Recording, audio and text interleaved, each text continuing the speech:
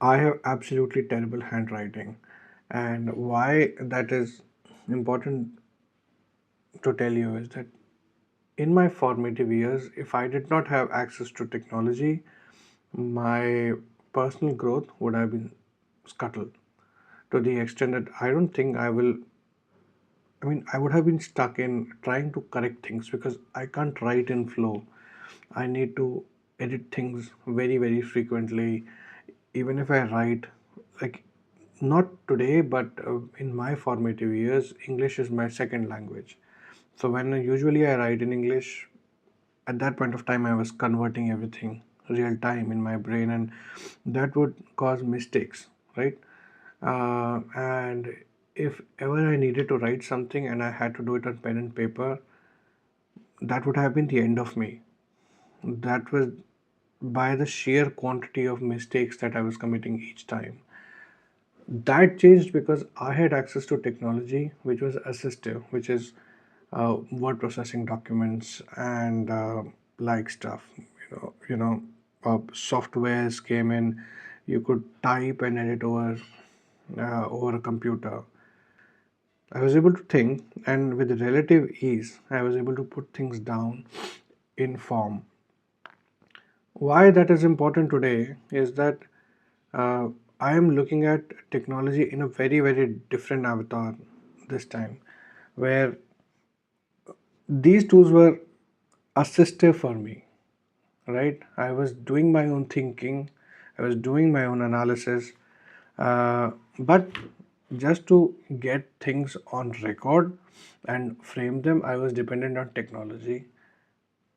N- right now, what I'm looking at is we have employees, I'm looking at young kids, I'm looking at people who are like 25, between to 25 and 30-year age gap, and it sort of appears that thinking is getting substituted now. So from assistive, technology has become substitutive. The danger is, what are we really substituting? Uh, are we substituting something that should be substituted, which we can give away for becoming more efficient, or are we substituting something that is fundamental to our personal development? Thinking is a very convoluted process, and getting that on paper is even harder. And that requires a certain kind of to and fro, a certain kind of tension, which gets released when you're, typing down things and processing thoughts in your brain over and over again, uh, repetitively, and thinking of and mulling about a situation or whatever matter that you want to sort of distill. Uh, However, at this point of time, the distillation process is happening with AI. Also, the textualization process is happening through AI. It is it has become good enough to just give prompt commands and get things done. Now, there are mistakes that are committed, right? I've been through I've been through my set of mess and misses. I've seen other people screwing up things quite badly. Uh, Sometimes even to the extent that they were about to lose their jobs because they overused AI, did not edit, did not prove what they had done. But that is just one part. That is just the surface layer. What I'm also looking at is when I'm talking to people, they're not able to think things through. And that is really what I consider a bit alarming. Because if you started substituting your brain, your analytical thinking process, then you're also forsaking the development of your mental faculties. It won't appear very apparent right now, but when you face complex problems, for example, when we float out job descriptions, usually there is a line that one often sees. I do it very regularly that the person should be able to operate in incomplete asymmetrical knowledge environments, right? To act there. If you have not developed a process of thinking, you'll never be able to do that, period, at all. Because you have not been through the basic exercise, the basic back and forth that you require to get mess into modicum level of structure, right? What prompts give you is that you put in something very unstructured, and then you get something that is very structured. Whether it is correct or logical, that's a separate matter, but this is what it is, right? You give something very unstructured, or you give your prompts in a certain way, and then you get something which is structured out through language models. Most of management, most of thinking happens between these two things. There are things that you cannot textualize, and then situations don't give you structured answers or structured output. So now that we're training ourselves to be in these two extremes, what is going to happen to our own thinking? And that is a very important question that we need to answer for ourselves. Because going forth, I see some individuals doing perfectly well because they're able to sort of bridge this gap.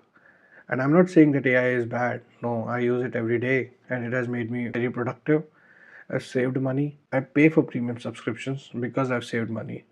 And the saving is, I mean, if some 2 to 3,000 rupee subscription saves me 2 hours a day, that cost is nothing for me, personally speaking. I never grew up with computers. The first blush that I had with like a regular computer, I grew up on T9 phone. I had a T9 phone since I was in 8th standard. T9 is basically a candy bar phone. And I got access to a computer somewhere when I was in 10th or 11th standard. A lot of stupid things we did on that machine. And then, things went on. So my childhood was totally analog, not almost nothing digital.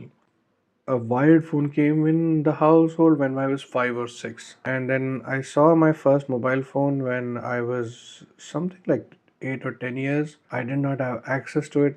I was not allowed to touch it at all because that thing was shit expensive till I was in my teenage years, and then now I'm quite addicted to technology, I can confess. But my developing years, I was using my own brain. I was developing my own talent. I was developing my own skills. I was developing my own mental faculties and process.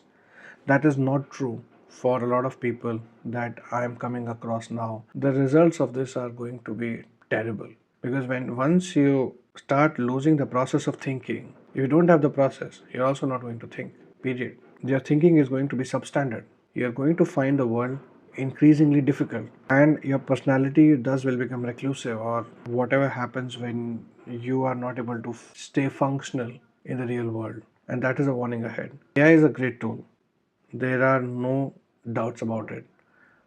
I promote the usage of AI to become more efficient, save costs, especially in a country like India where hiring resources is a tough challenge. There are costs involved for everything. We operate in businesses on very thin margins. So AI overall is a good thing. But we have to be thoughtful because it is not unlike any other technology. As I said in the beginning, it is an assistive tool. But at this point of time, we are hell bent on making it a substitutive tool for our own mental faculties, and that we should certainly avoid. And we need to evolve frameworks for our personal self and our personal growth to keep ourselves mentally agile while still taking the benefits of artificial intelligence.